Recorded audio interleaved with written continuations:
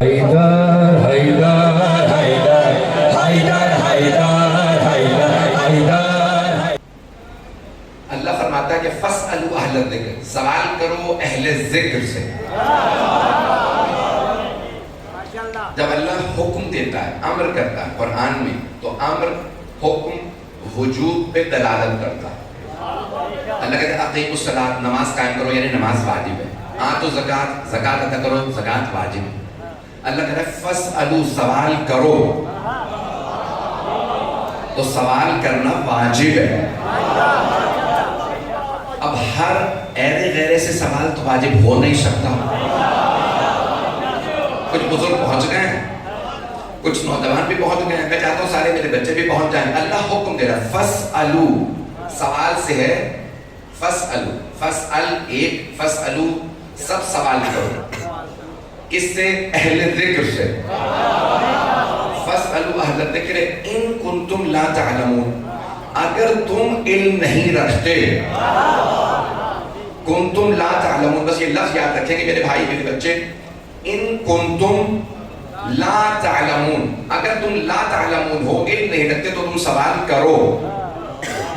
اللہ قرآن میں فرماتا ہے لَقَدْ أَخْرَجْنَاكُمْ مِن بُطُونِ أُمَّهَاتِكُمْ کنتم لا تعلمون شیئا، جب ہم نے تمہاری ماں کے شکم سے پیدا کیا تو تم لا تعلمون شیئا تھے۔ اب پہنچ گئے حضرات، تو تم علم نہیں رکھتے تھے۔ میرے سارے بھائی میرے ساتھ چلیں گے۔ اللہ فرما رہا ہے جب ہم نے سارے لوگوں کو ماں کے بدن سے پیدا کیا تو وہ علم نہیں رکھتے تھے، اور اللہ کہہ رہا ہے سوال کرو اگر تم علم نہیں رکھتے۔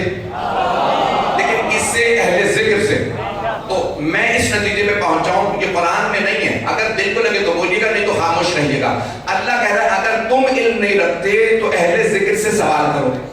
دوسرے مقام پہ اللہ کہتا ہے جب ہم نے تمہیں پیدا کیا تو تم لا تعلمون شیئا تھے، تمہارے پاس کوئی علم نہیں تھا۔ تو اب پتہ چلا اہل ذکر وہ ہوں گے جو دنیا میں آتے ہی بولیں۔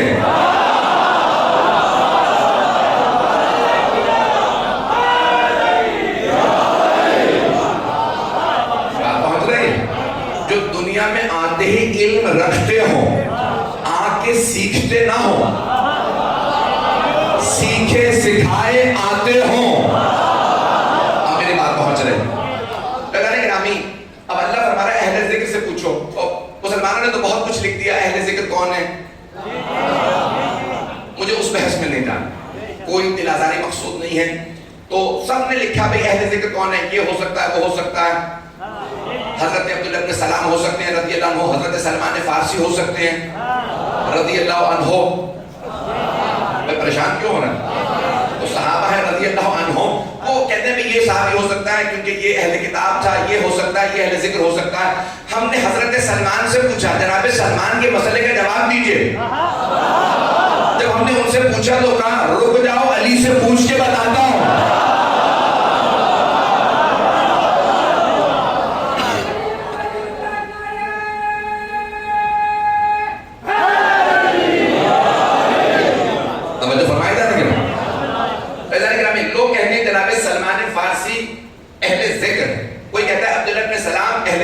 کوئی کہتا ہے کہ کوئی اور اہل ذکر ہے۔ تو گرامی کسی بڑے کا نام نہیں آیا، وہ افراد جو پہلے کسی کتاب کو مانگتے تھے کہتے ہیں وہ اہل ذکر۔ ان سب کو جب آپ دیکھیں گے اور ان سے پوچھیں کہ آپ اہل ذکر ہیں تو سب آپ کو ایک ہی بات بتائیں گے، ہم علی سے سیکھ کے امت کو سکھاتے ہیں۔ ایک اور جملہ پیش کر رہا ہوں، سب سے قابل اور بڑے عالم صحابہ رسول میں تمام مسلمان کہتے ہیں، تمام مسلمان کہتے ہیں حضرت عبداللہ ابن عباس، نام سن رکھا ہوگا۔ سب سے قابل صحابی ہمارے بھائی کہتے ہیں، مسلمان کہتے ہیں کہ سب سے قابل صحابی ہے حضرت عبداللہ ابن عباس رضی اللہ عنہ، پیغمبر کے اور امیر کے، حضرت امیر کے پیغمبر کے چچا کے بیٹے عبداللہ ابن عباس۔ انہوں نے سارے سورے رسول خدا سے اور علی مرتضیٰ سے سن کے حفظ کیے تھے، حافظ کل قرآن تھے۔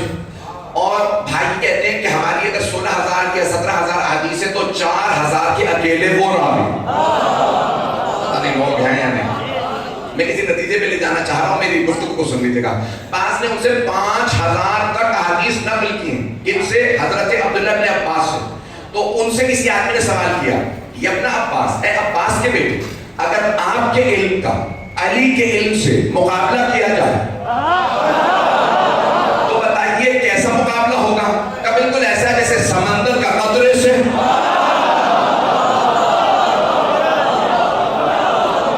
مطلب ہے۔ اس وقت آپ جتنی بھی دیر سے بیٹھے ہو بہت محبت سے سن رہے ہیں، بڑے شوق سے سن رہے ہیں، تو اب سن لیجئے۔ اس آدمی نے دوسرا سوال کیا کہ اس میں سمندر کون ہے، قطرہ کون؟ تو حضرت عبداللہ بن عباس نے فرمایا کہ میں سمجھ رہا تھا تو کوئی پڑھا لکھا آدمی، تو بالکل ہی پیدل ہے، تجھے یہی نہیں پتا علی سمندر ہے، میں علی سے نکلا ہوا ایک قطرہ ہوں۔ حیدری، یہ قرآن مجھے آتا ہے، یہ تفسیر، یہ حدیث، یہ فقہ، یہ سب کچھ میں نے علی سے سیکھا۔